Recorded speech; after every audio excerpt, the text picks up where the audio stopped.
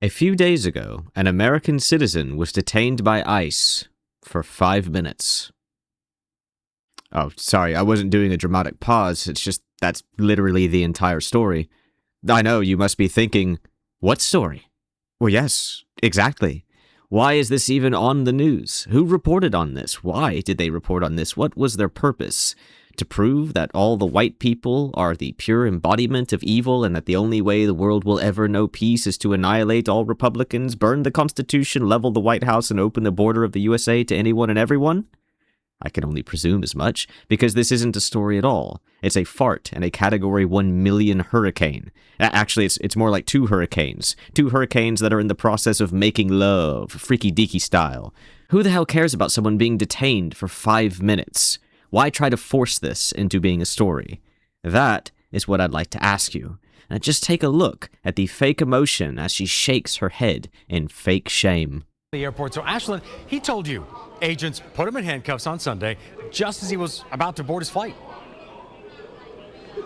Yes, and he is an American citizen. He tells me he is still shaken by what happened over the weekend. He tells me that he made it through TSA here. He showed his ID, went through facial recognition, but as he was about to board his flight, he says 3 ICE agents stopped him.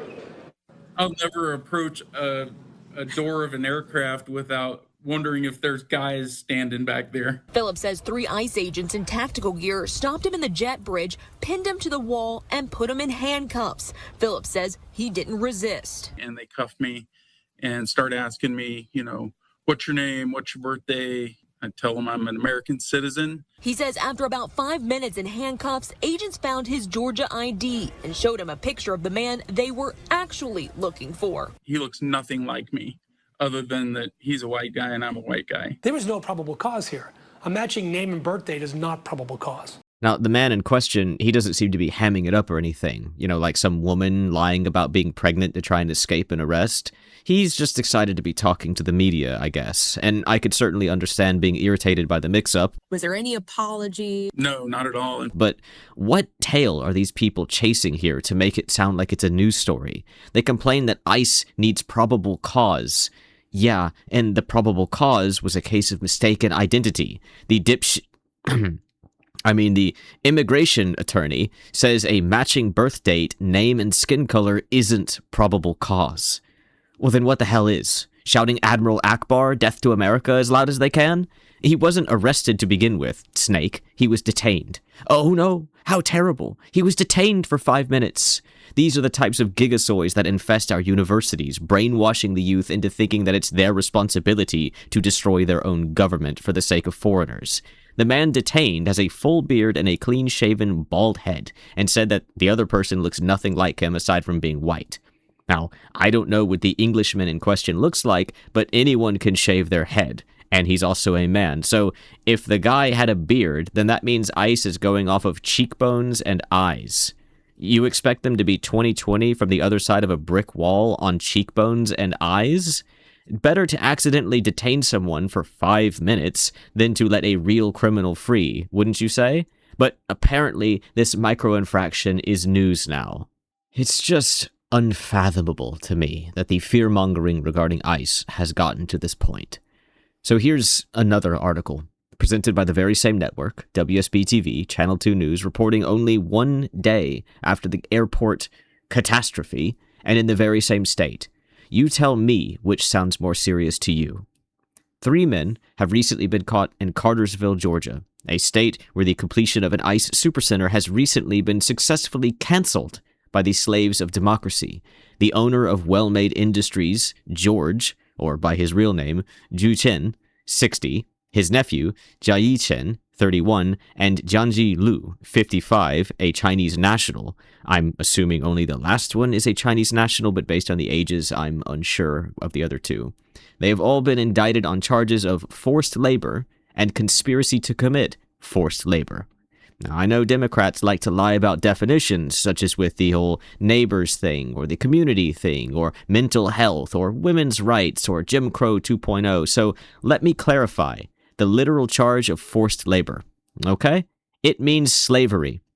Kind of like the folk who vote for Democrats because they say they gonna free them from the white man. 3 Chinese men, our neighbors, were here in our country enslaving people. And who were they enslaving, I hear you ask? Well, that would be between 300 and 400 foreigners, who are mostly Chinese nationals. Yes, that's right. Only white liberals, fattened on the peace and freedom afforded to them by the country they hate, their own, believe that all foreigners are great people, infinitely superior to the evil white man.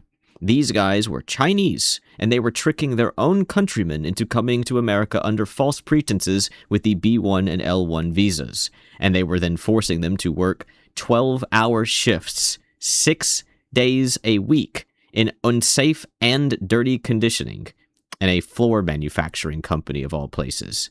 Oh yeah, they also paid less than they were promised. I'm not really sure that matters at this point, considering that they're on the other side of the planet, and their head honcho, Ju Chen, or George, who was also in charge of harboring them, by the way, they were alleged to have threatened their slaves with physical violence, crippling debt, and, pay attention liberals, you'll get a kick out of this, deportation. Yes, that's right, Chinese men in America tricked Chinese men to come to America, turned those Chinese men into their slaves, and then threatened to have them deported back to China if they disobeyed their new Chinese masters. And the funny thing? I mean, besides the fact that this story disproves everything the liberals have ever said, the more funny thing is that this only works if they would rather stay in America. The slaves, I mean, if the slaves would rather stay in America. Let that sink in, boba-brained lefties. People would rather come to America and live as a slave than go back to where they came from. And China is not exactly a third world country. No one thinks China when they think about disrespectful, discourteous, disharmonious, violent, dangerous, or brain-dead 40 IQ immigrants. Chinese people are generally very welcome here in the USA because they know how the world works. They get along. But just as you turn on the news and you see a family member murder their own family, so too can you see that we are not all neighbors to each other, no matter how much refuse the liberals vomit up in mockery of the Bible to try and suggest such a thing. All I ask of you liberals is for you to ask yourselves how something like this could happen if your claims were true. If you are so heroic, if your signs are saving the world, then why was this happening a spit's distance away from you as you, in all your irony, tried and succeeded in shutting down an ICE facility in Georgia with all of your hen-peckin' mothering? If the DOJ, Homeland Security, and FBI are so evil, then why is it that they were the ones stopping this slave ring being run in our country involving hundreds of people? I think you know the answer. We all know the answer. Because you liberals have been, are, and always will be utterly worthless liars, high on your own farts. By the way, she was in the background of the airport video, braless with a top that sags to her navel. Spirit Airlines would have thrown her off the plane. R.I.P. Spirit, you and your cop slap videos will be missed.